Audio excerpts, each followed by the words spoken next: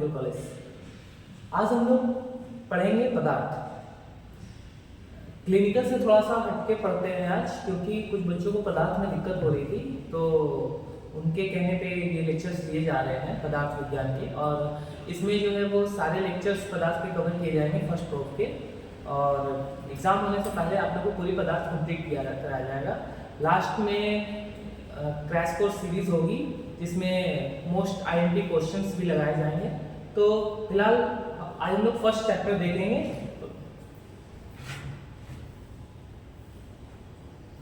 पदार्थ हम लोग मोस्टली हम लोग पढ़ेंगे प्रमोद इरावत से, क्योंकि प्रमोद इरावत में इतनी चीजें दी रखी है कि वो मोर देन सफिशिएंट है एग्जाम प्रिपरेशन के थ्रू। मतलब पदार्थ विज्ञान प्रमोद इरावत कोई रेफर करता है तो मैं ऐसा पब्लिश नहीं कर रहा हूँ कि प्रमोद इरावत ऐसा कोई स्पॉन्सरशिप नहीं है, लेकिन पदार्थ विज्ञान में Pramod Airavat is the best book, जैसा मतलब मैं इसी बुक से पढ़ा हूँ और is the best book. Okay,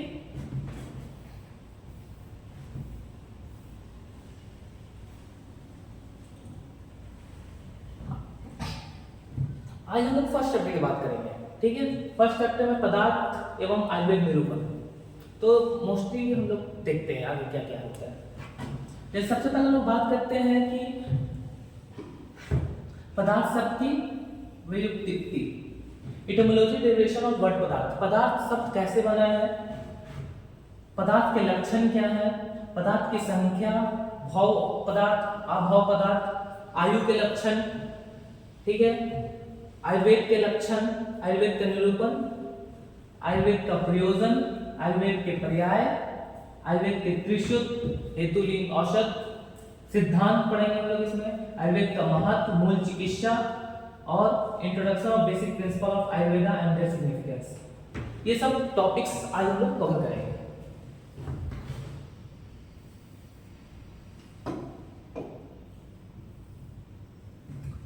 बात करते हैं पदार्थ। पदार्थ शब्द किस चीज से बना है? देखिए, पदार्थ शब्द दो शब्दों से बना है, पद और अर्थ। पद प्लस अर्थ इक्वल टू पदार्थ। पदार्थ, पद मतलब शब्द या अक्षर, कोई भी वर्ड हो, शब्द हो, अक्षर, और अर्थ शब्दों से ज्ञात होने वाली वस्तु या विषय। कोई भी वस्तु, ऑब्जेक्ट या विषय वो एग्जिस्ट करता है उसे हम लोग पदार्थ कहते हैं। डेफिनेशन की बात करते हैं। सबसे पहले आचार्य चक्रपाणी ने बताया है पदस्य पदार्थ, ये इंपॉर्टेंट है। अगर पूछता है कि पदार्थ क्या है तो सबसे पहले आप लोग को व्युत्पत्ति लिखना है, फिर निरूक्ति लिखना है, फिर उसके बाद डेफिनेशन कितने बांटे गए हैं। ठीक है, तो पदस्य पदार्थ चरक चिकित्सा चरक 12/41 चक्रपाणी टीका ने बताया है। पद का अर्थ, पद के अर्थ को पदार्थ कहते हैं। The meaning of a word term is called as a पदार्थ। प्रमिति विषय पदार्थ, ये सप्तपादी में कोई भी याद कर सकते हैं, ये भी याद कर सकते हैं। पदार्थ से पदार्थ। The source of real knowledge is known as पदार्थ। पदार्थ क्या है? जिसको हम लोग जान सके, जिसको हम लोग जान सके, वो हमको नॉलेज दे सके, वो पदार्थ है। सुश्रुत संहिता के अनुसार बताया गया है, मतलब एक आप याद कर सकते हैं, चरक के अनुसार याद रखिए, पदस्य पदार्थ। ठीक है, the meaning which is derived from a sutra और a word is known as पदार्थ। पदार्थ, अब आते हैं पदार्थ के लक्षण, मोस्ट इंपॉर्टेंट। पदार्थ के लक्षण, पदार्थ के 3 लक्षण बताए गए हैं, अस्तित्व, व्यक्तित्व और अविद्यत्व। अस्तित्व मतलब जिसका एग्जिस्टेंस है, जो चीज पाया जा रहा है वो अस्तित्व है। देखिए, पहला है अस्तित्व,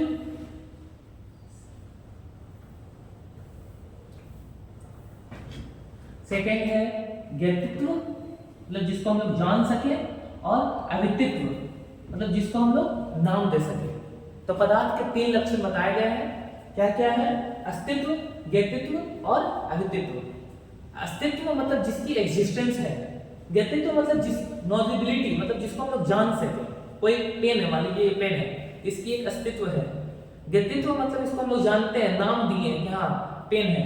और नैमित्तित्व मतलब जिसको हम लोग नाम दे सके उसको, जैसे ये पेन है ऐसा, ठीक है।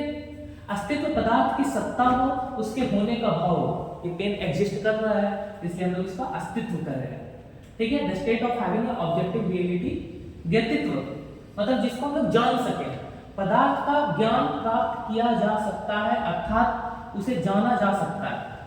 द स्टेट ऑफ नॉलेजिबिलिटी और अविदित्व, पदार्थ को नाम या संज्ञा दी जाए, किसी को नाम दी जाए, किसी की संज्ञा दी जाए कि वो अविदित्व है।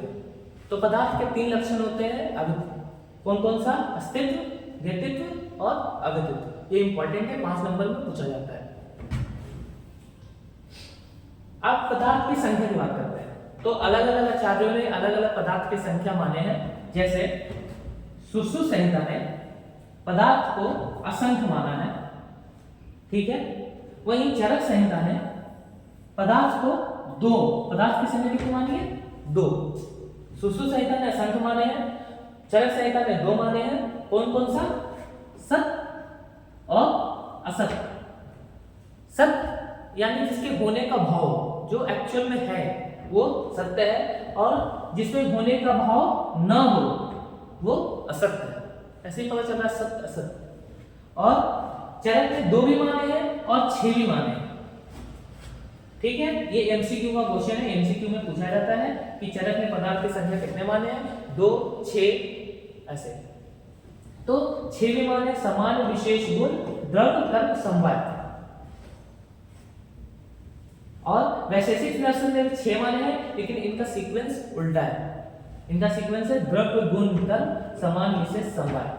ये चीज एमसीक्यू में आते हैं, ठीक है। आप लोग याद रखिएगा, ये चीज एमसीक्यू में बहुत बार पूछा जाता है कि वैशेषिक दर्शन के अनुसार द्रव्य जो माने गए हैं पदार्थ की संख्या, उसका सीक्वेंस बताइए। उसमें लिखा हुआ रहेगा समान विशेष गुण द्रव्य क्रम समवाय, द्रव्य गुण क्रम समान विशेष समवाय। अगर वैशेषिक का पूछता है तो हम लोग बोलेंगे द्रव्य गुण कर्म समान विशेष समवाय, और अगर चरक का पूछता है तो समान विशेष गुण द्रव्य क्रम समवाय, ठीक है।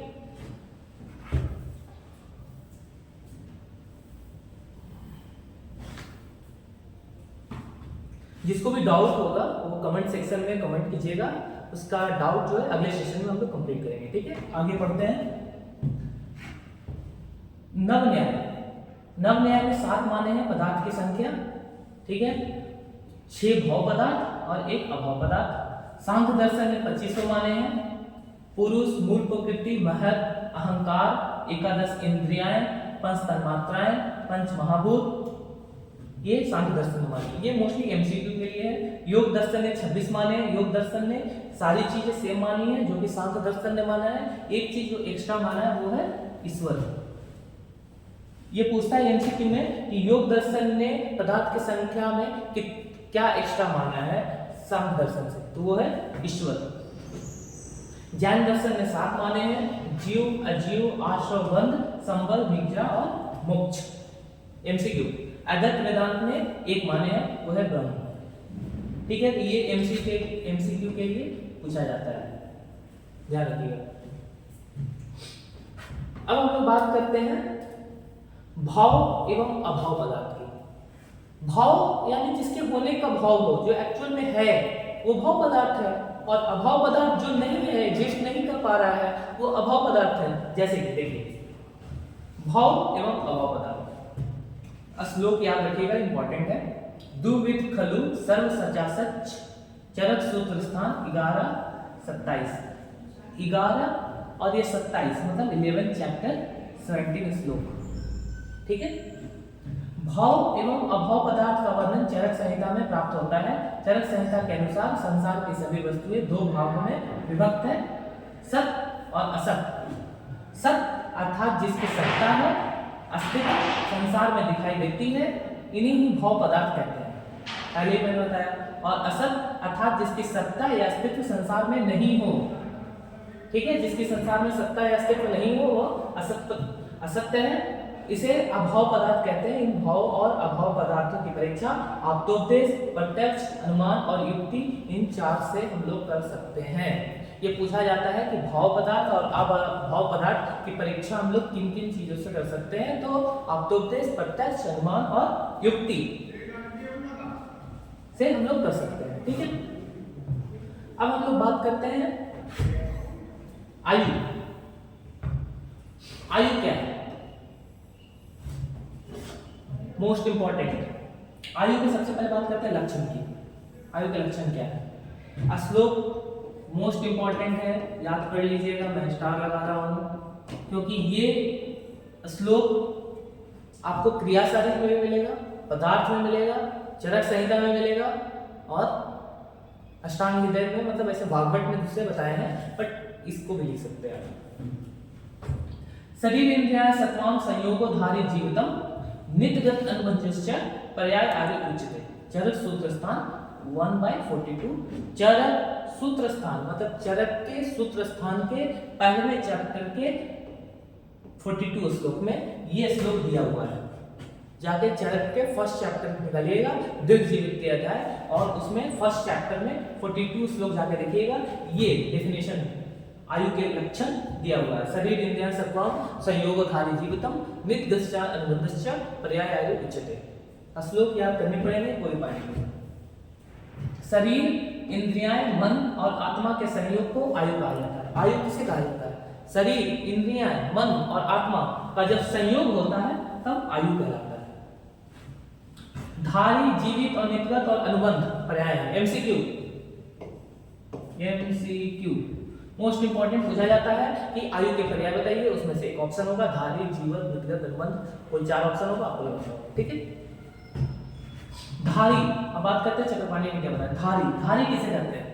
धारी मतलब शरीर का जो धारण करने वाला हो, जो सड़ने न दे, उसे धारी कहते हैं। जीवित, जीवित मतलब जो प्राणों को जीवित दे, जीवित रखे, प्राणों को जीवित रखने वाला हो, उसे जीवित कहते हैं। ये सबका श्लोक इंपॉर्टेंट नहीं है, मैं जो श्लोक बताऊंगा वो याद कीजिएगा, वो मोर इंपॉर्टेंट श्लोक है। ठीक है,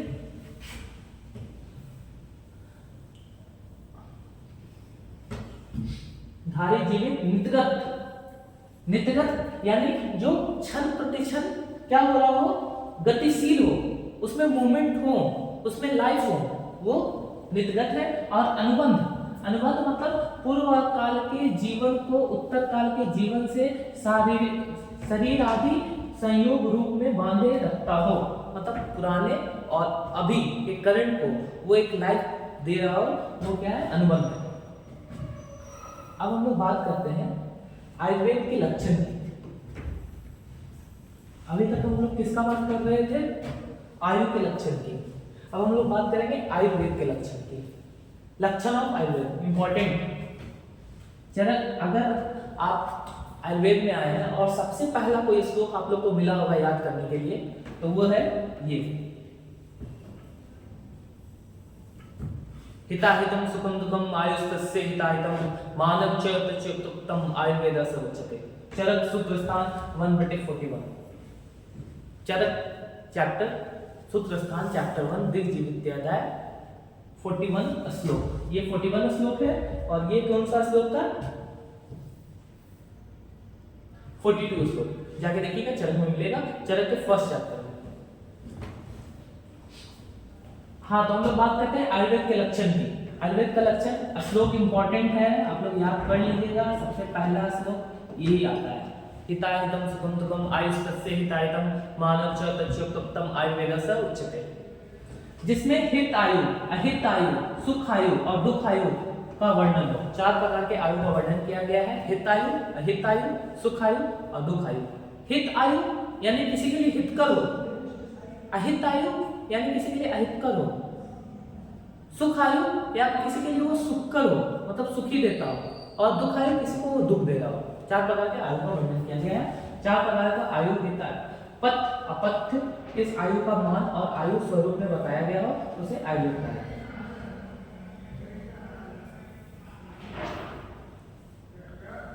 हित आयु एवं अहित आयु। अब हम लोग बात करते हैं हित आयु और अहित आयु। जो मनुष्य प्राणी मात्र को हितकता हो, दूसरे के धन की इच्छा न रखता हो, सत्यवादी हो, शांति प्रधान हो, विचार पूर्वक कार्य करने वाला हो, सावधानी पूर्वक धर्म, अर्थ, काम का पालन करता हो, क्रोध, राग, ईर्ष्या, मद, अभि अभिमानजन्य वेगों को धारण करने वाला हो, सदा अनेक प्रकार के वस्तुओं का दान करता हो, तप ज्ञान शांति का सदा तत्पर हो, आत्मविद्या का ज्ञान रखता हो, उसे अनुष्ठान करता हो और जो कार्य करता हो उसे सभी कार्यों को स्मरण पूर्वक इस मदंत लोक और परलोक का ध्यान में रखते हुए करता हो, ऐसे मनुष्य आयु को हित आयु कहते हैं। इसके विपरीत आयु को अहित आयु कहते हैं। कुल मिला के हित आयु कहने का मतलब ये है जितने भी अच्छे काम हैं वो हित आयु में आते हैं। अच्छा काम कीजिए, दान दीजिए, किसी को गंदा नहीं बोलिए, अच्छा व्यवहार, जितनी भी अच्छी चीजें हैं वो हित आयु में आते हैं और जितने भी इसके अपोजिट चीजें हैं वो अहित आयु में आते हैं। ठीक है, अब हम लोग बात करते हैं सुख आयु एवं दुख आयु। 4 प्रकार के आयु बताया गया, हित आयु, अहित आयु, सुख आयु, दुख आयु। हित अहित समझ में आ गया। अब आते हैं सुख दुख। सुख आयु और दुख आयु। शारीरिक और मानसिक रोगों से रहित युवा, बल, वीर, यश, पौरुष, पराक्रम संपन्न, ज्ञान विज्ञान संपन्न, इंद्रियां एवं अर्थ संपन्न, प्रिय रुचिकर पदार्थों का सेवन करने वाला तथा अशिष्ट विचार करने वाला व्यक्ति आयु को सुख आयु कहते हैं। मतलब जो शारीरिक और मानसिक दोनों तरीके से सुख हो, सिर्फ शारीरिक सुख नहीं, मानसिक तरीके, मेंटल पीस बहुत इंपॉर्टेंट है। ठीक है, उसे हम लोग सुख आयु और दुख आयु कहते हैं। मतलब सुख आयु मतलब सुखी है, दुख आयु मतलब वो दुख है। अब हम लोग आगे देखते हैं, इसमें जो है अष्टांग हृदय के अनुसार भी बताया गया है कि आयु के लक्षण क्या है। आयु कामेन धर्मास सुख साधनम, आयु विद्या उद्देश्य विद्या परमात्मा, अष्टांग हृदय सूत्र स्थान 1/3। ठीक है, आप चरक के अनुसार भी याद कर सकते हैं, सुश्रुत के अनुसार। तो अगर पूछता है कि चरक के अनुसार लिखिए तो चरक का लिखिएगा, सुश्रुत के अनुसार पूछेगा तो सुश्रुत के अनुसार लिखिएगा। ठीक है, ये श्लोक आपको अष्टांग हृदय बुक में मिल जाएगा। ठीक है, कोई भी बुक में से। अब हम लोग आगे देखते हैं कि अष्टांग हृदय के अनुसार, अब हम लोग देखते हैं कि आयु के लक्षण अष्टांग हृदय ने क्या बताया है। आयु कामेन धर्मास सुख साधनम, आयु विद्या उद्देश्यो विद्या परमात्रा, अष्टांग हृदय सूत्र स्थान 1/3 में बताया गया है। ठीक है, चरक के अनुसार याद रखिए, सुश्रुत के अनुसार रखिए, किसी के अनुसार याद रखिए। अब हम लोग बात करते हैं कि आयुर्वेद के स्वरूप। आयुर्वेद का स्वरूप क्या है, तो चरक संहिता ने बताया कि आयुर्वेद का शाश्वत कहा गया है। आयुर्वेद शाश्वत को प्रमाणित करने के लिए ग्रंथकार ने बताया गया है। ये मोस्टली नहीं पूछे जाते हैं। ठीक है, तो नॉर्मल ऐसे आप लिख कर लीजिएगा। उसके बाद हम लोग बात करते हैं आयुर्वेद के प्रयोजन की। ठीक है, तो आयुर्वेद का प्रयोजन जो है क्या है। सुस्वस्थ स्वास्थ्य रक्षण मातुरस्य विकार प्रश्नम च। प्रयोजन ये है, देखिए बताते हैं। स्वस्थ पुरुष के स्वास्थ्य की रक्षा करना एवं आतुर के रोगों को दूर करना। सुस्वस्थ स्वास्थ्य रक्षण आतुरस्य विकार प्रश्नम च, मतलब स्वस्थ स्वास्थ्य रक्षा मतलब स्वस्थ लोगों के स्वास्थ्य की रक्षा करना एवं रोगी के रोगों को दूर करना। ये चरक सूत्र देखिए, ये श्लोक है चरक सूत्र 30/26। ठीक है, अब बात करते हैं हम लोग आयुर्वेद शब्द के पर्याय। तो आयुर्वेद शब्द के पर्याय क्या है। शाखा, विद्या, सूत्र, ज्ञान, शास्त्र, लक्षण, ये आयुर्वेद शब्द के पर्याय हैं। अब त्रिसूत्र इंपॉर्टेंट।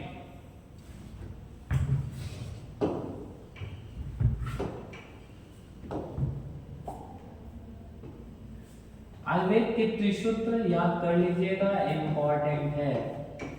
ओके, आयुर्वेद के त्रिसूत्र हेतु लिंग औषधम ज्ञानम स्वस्थ आर्तो प्राणम त्रिसूत्रम साधना पुण्यम भूते या पितामह। चरक सूत्र स्थान 1/24 बहुत इंपॉर्टेंट है। मतलब हेतु लिंग और औषध जो है वो आयुर्वेद के त्रिसूत्र कहे गए हैं।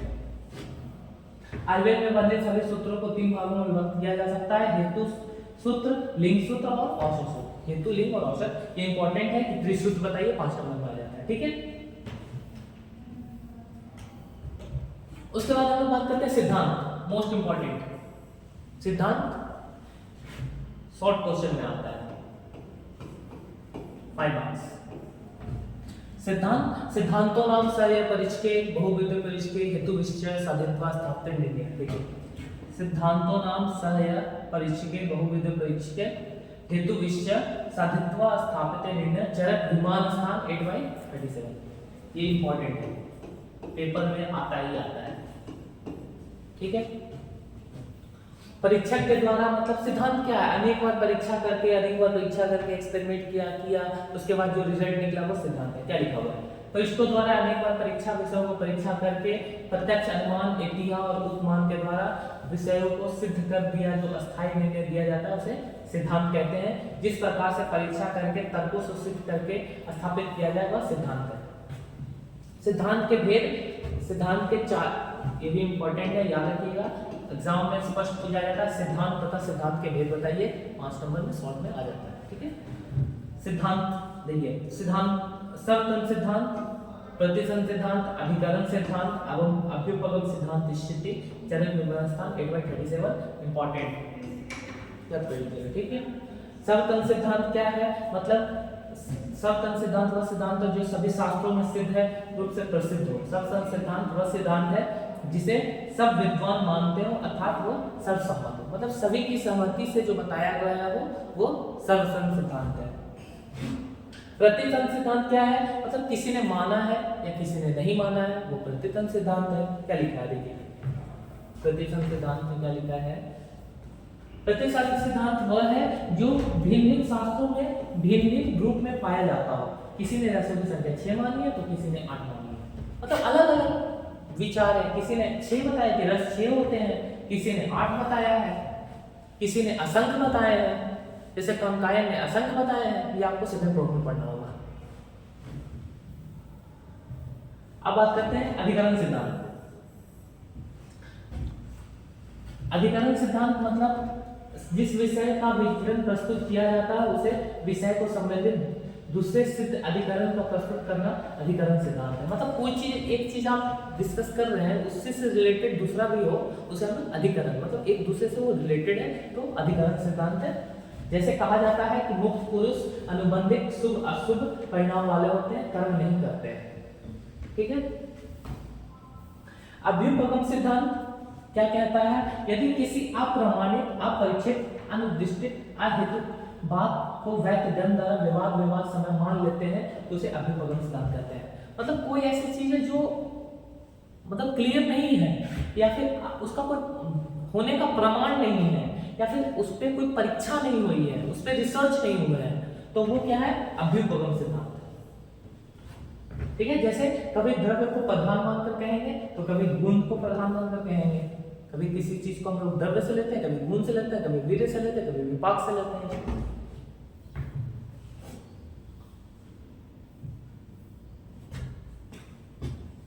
जो भी डाउट होगा आप कमेंट सेक्शन में मेंशन कीजिएगा, ठीक है। मैं अगले लेक्चर में उसको हम लोग कंप्लीट करेंगे। आयुर्वेद के महत्वपूर्ण सिद्धांत एवं वर्णन, उनका महत्व, मतलब आयुर्वेद के जो सिद्धांत आए उसके क्या महत्व है, तो मोस्टली जो है वो 5 महाभूत पर है, आकाश, वायु, अग्नि, जल, पृथ्वी, ठीक है। किसी ने शास्त्र को समझने के लिए उसके सिद्धांत को समझता है, आयुर्वेद शास्त्र है, ये सब चीजें मतलब थ्योरी है। मैं आपको वो बता रहा हूँ जो पेपर में एक्चुअल आता है, ठीक है, जो मोर इम्पोर्टेंट है।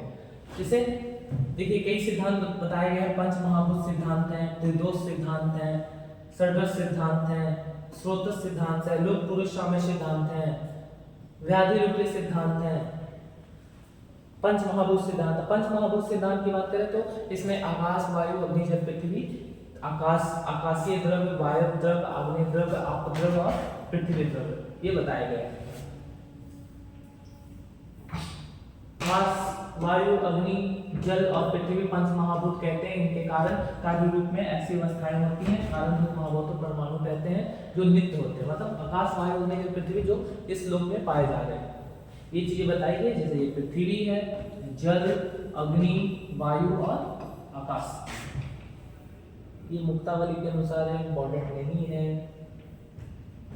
दोष आप लोगों को बताया गया होगा कि 3 होते हैं, वात, पित्त और कफ। वात में वायु और आकाश होता है, पित्त में से पानी होता है और कफ में जल, पृथ्वी होता है।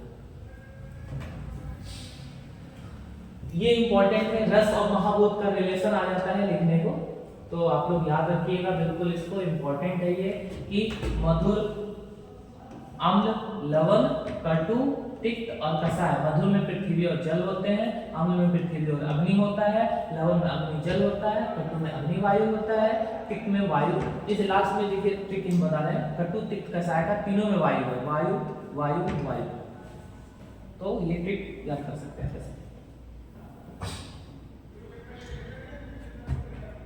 इसमें द्रव्य होता है, जैसे वमन द्रव्य जो है अग्नि प्लस वायु होता है, दीपन द्रव्य जो होता है वो अग्नि होता है। आपको आगे लगेगा बैठने को।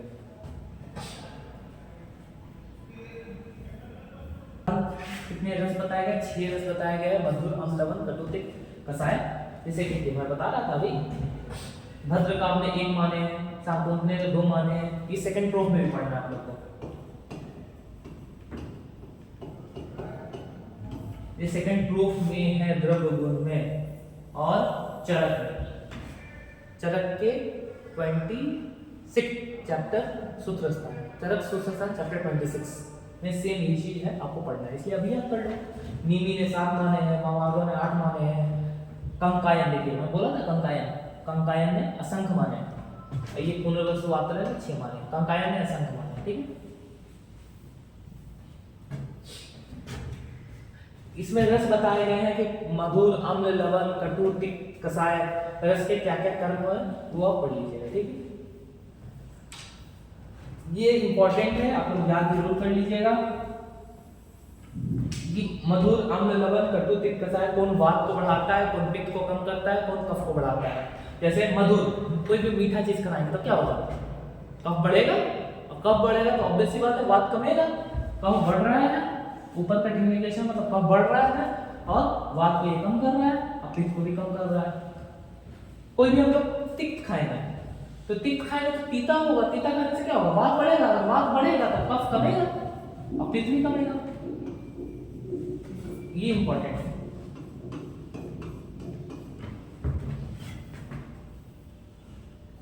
पत्र पत्र निर्धारण।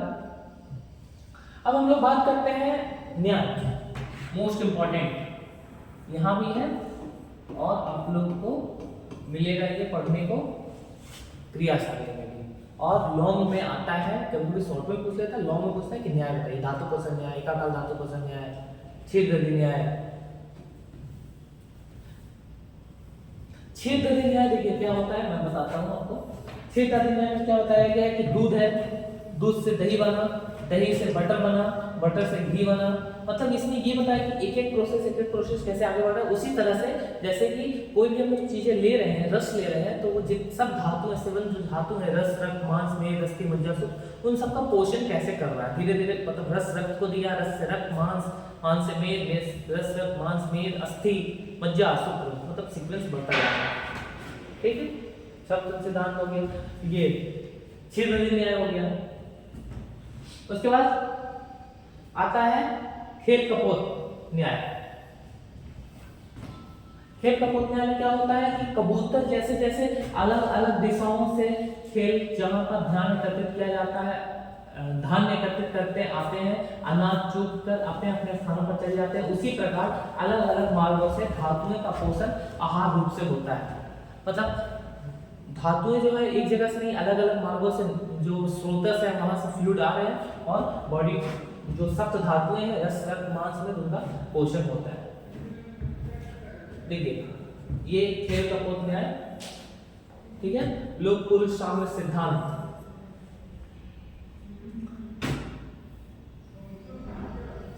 सिद्धांत पूछेगा तो आप लोग को ये बताना है कि 4 सिद्धांत होते हैं, वो सप्तन सिद्धांत, अधिकरण सिद्धांत, प्रतिफलन सिद्धांत और अवकलन सिद्धांत। फिर अप्लाइड एस्पेक्ट की बात करते हैं तो यहाँ पे बताया गया है कि आम्रात मतलब कम रख के फल के प्राकृतिक सम सामावस्था संयोग से मधुर गुण होता है, अतः उसका वात पित्त नाशक जो मधुर है वो क्या करेगा, कफ को बढ़ाएगा और वात को कम करेगा।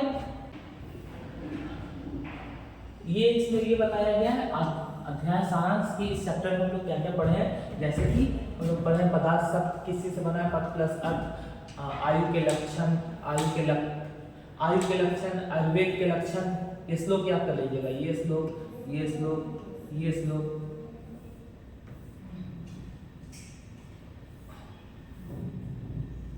फिर देखिए इसमें हम लोग पढ़े हैं कि हितायु क्या होता है। हितायु हम लोग पढ़े ना, जो जितने भी अच्छे काम होते हैं वो हितायु में आते हैं।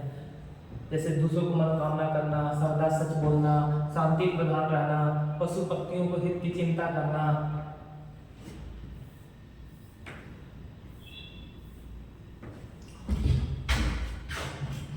आज का लेक्चर यहीं पे खत्म होता है। जिसको भी डाउट होगा, मैं कहना चाहूँगा कि आप डाउट जो है वो कमेंट सेक्शन में रिप्लाई कीजिएगा, और जो भी डाउट होगा वो अगले लेक्चर्स में हम कंप्लीट करेंगे। ठीक है, थैंक यू।